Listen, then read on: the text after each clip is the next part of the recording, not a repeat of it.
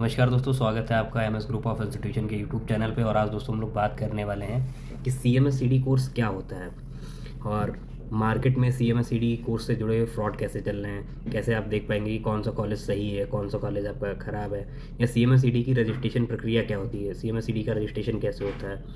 तो सबसे पहले जानते हैं कि C M S C D course होता क्या है। जो सबसे बड़ा डाउट है, लोगों को यही नहीं पता C M S C D course कितने साल का होता है। तो C M S C D course आपका 2 साल का कोर्स रहता है इसमें कंप्लीट, और ये इंटर्नशिप के साथ आपको कंप्लीट कोर्स कराया जाता है। यानी इंटर्नशिप आपका जो नियर बाई सरकारी हॉस्पिटल आपका रहता है वहाँ से आपको कॉलेज कराता है।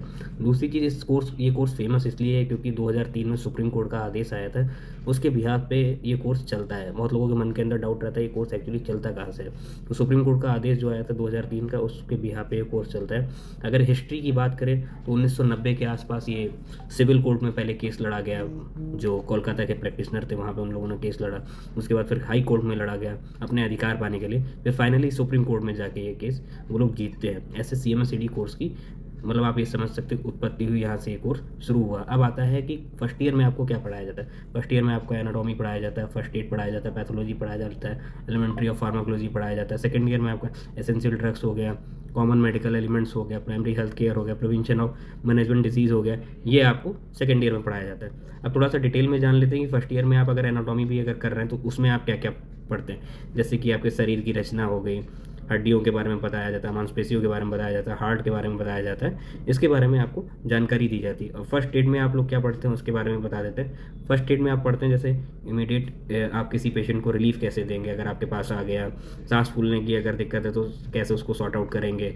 फर्स्ट एड से रिलेटेड आपको चीज़ें बताई जाती है। घाव पे पट्टी कैसे बांधनी है, या कुछ और फर्स्ट एड से रिलेटेड जो भी चीज़ें होती है, ब्लीडिंग अगर शुरू हो गई तो उसको कैसे रोकते हैं, ये फर्स्ट एड में आपको पढ़ाया जाता है। फिर इसके बाद जैसे पैथोलॉजी में आते हैं तो पैथोलॉजी में आपको बताया जाता है कि एक्चुअल में पैथोलॉजी में आपको बहुत सारी चीज़ें बताई जाती है। जैसे रिपोर्ट देखना है, सीबीसी की रिपोर्ट है तो सीबीसी में आपको क्या क्या देखना है, प्लेटलेट पेशेंट की देखनी है, या सीबीसी में आप और भी जो चीज़ें देखते हैं वो देखते हैं, एलएफटी की रिपोर्ट्स आप देखते हैं। जो भी पैथोलॉजी से रिलेटेड चीज़ें रहती हैं उनकी रिपोर्ट्स पढ़ने के बारे में आपको बताया जाता है। तो पैथोलॉजी में भी आपको अच्छी खासी बेसिक लेवल पे नॉलेज दी जाती है, और ये नॉलेज इतनी दी जाती है कि एक पेशेंट की रिपोर्ट आप उसको पढ़ के समझा सकते हैं। फिर आपके पास आता है फार्मा से रिलेटेड।